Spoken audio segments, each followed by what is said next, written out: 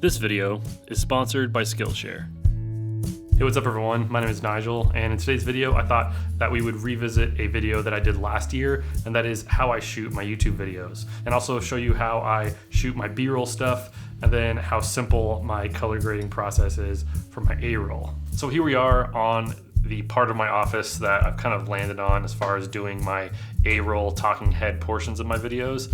Now, I moved into this office in February, and I've tried out a few different setups as far as like how I'm gonna set up my talking heads, but I've kind of landed on this just because there's a little bit of color contrast with like the brown and the white door and then like the gray walls, as well as some symmetry. So I have my two IKEA shelves behind me, and I have a little practical light on there, and I actually use those shelves like practically. Like I keep my lenses over there and like random stuff on these shelves. So it's a practical choice, and I think it just looks a little bit better aesthetically. So those are the reasons why I chose this particular space. So first, I'll start off with my tripod and the camera and the lens and some of the other things that I use. I use a pretty cheap tripod and a newer cheap ball head. The reason I use a ball head is because I can just adjust it and make sure that my shot is level, since with this talking head portions of my videos I don't need to do any pans or tilts, so I don't really need a video head. So I use a ball head, and then I have my own quick release adapter, and then on my tripod I always have this gray card hanging by a little carabiner on the little hook, so I always have access to my gray card to do my white balance, or shoot gray just so I can fix my white balance if I needed it. So I always have this, and then I also always have my shutter remote. So this is how I set my focus. This especially comes in handy when I'm using a longer lens like the 25mm, when I can't be as close to hit the focus button on my camera. The lens that I'm using is the 15mm f1.7. I love this lens. I think it's a great YouTube lens. You can do talking head stuff like this. You can shoot landscapes. You could shoot an interview with this lens if you really needed to. So I really like this 15mm lens. As far as mics, I've gone through a couple of different mics over the past few months. I was using the Comica VP3 with the XLR adapter, the AD2, I believe, XLR adapter. And even though I liked that mic setup, the mic itself needed to be powered with a AA battery. And so if I forgot to turn it off, the AA battery would be depleted, and then I have to change it. And same with the XLR preamp. It takes a 9-volt battery, and if I forgot to turn it off, the battery would run out. And even though it sounded good, I feel like it didn't sound so good that it was better than my little VM10, which is what I have on a little mic arm right now. You can kind of see I definitely, kind of borrowed this mic arm idea from Caleb Pike over at DSLR Video Shooter. But basically, the whole idea behind my video shooting setup for my YouTube videos is simplicity and removing as much friction as possible. So if I can have a mic that still sounds pretty good, that I don't need to run off of any external power or have to use a battery or something like that, then I'm gonna go with that option, even if it maybe isn't the cleanest or richest audio. So as far as audio treatment, I haven't really done that much to my office yet, which is why the audio still has a little bit of reverb. Not so much, but still enough to where it kind of annoys me. But I have two moving blankets to my right or your left. You can actually kind of see them right here. I tried to make it a little less obvious, but there are two moving blankets right here that kind of dampen the sound.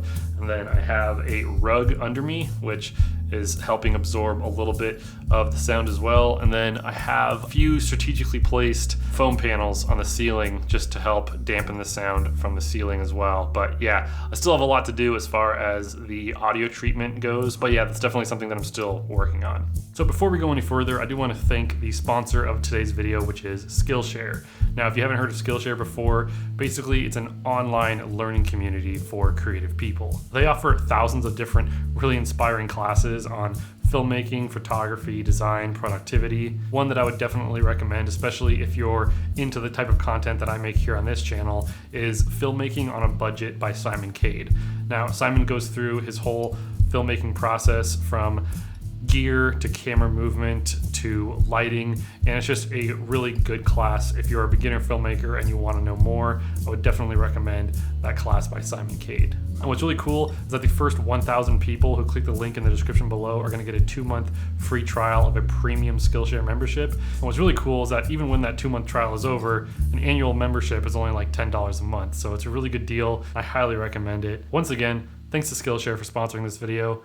Now let's get back to it. All right, so now let's get into lighting. Now, I haven't really changed up my lighting setup that much. I'm still using that $100 key light that I talked about in this video right here. And the only thing that I've really changed with it is I'm using this little tiny softbox attachment that I got for the RX8s, but I don't have the softbox on it, so I'm not double diffusing my light. I just have like the box on it just to kind of use as a flag system so that my light doesn't spill all over the place. It's still just hitting the umbrella, and then that's what's diffusing it and giving me a nice soft light on my face. As far as my hair light, I have the Falconize F7, and I have this little apparatus that I've made that I drilled into my wall, and it's using a ball mount and then a couple of sprockets, and that's what's getting it just attached straight to the wall, and it's, you know, creating a little bit of a hair light for me right there. And the reason that I have it at different color temperature is because my little practical is the same color temperature as the hair light, so I wanted to kind of make it seem like it was a motivated light on the back of my head. Then as for my two practicals, they're both battery powered, which kind of sucks, so each time I am done filming my A-roll, I turn them off so I don't run out the batteries. But yeah, that's just a little Edison bulb lamp that my wife got me for my birthday a few years ago. And then that one is just, it's actually a little reading lamp, but I put it on my shelf, and sometimes I just use it to emphasize whatever is up there. Even though it's out of focus and you can't read it anyways, I just like to have lights on both sides of me so that it has a little bit more symmetry. I make sure that my blinds are closed so that the natural light from my windows doesn't spill into here and make the shot look weird. And then I turn all the rest of my lights off in my office. And that's basically the entirety of my talking head setup. Now, as far as the camera, obviously I'm still shooting on the Panasonic GH3, and I'm using the portrait profile. I have the contrast and saturation turned all the way down, as well as the noise reduction, and I keep the sharpening at 0. So that's how I shoot these videos, and I've been shooting them in all-I. I used to shoot in 50 megabits per second, but it's just easier on my computer to edit the all-I compressed video anyways, so that just makes it that much easier for me to just take it out of the SD card, throw it right into my computer, and start editing. All right, so now let's get to my B-roll table, and honestly, it's kind of messy, so I'm gonna have to clean it up. So for my B-roll table, I have it next to my window because the window light is always really nice. And it's really dirty because it kind of becomes a catch-all and a rigging station, so I'm constantly having to clean it up.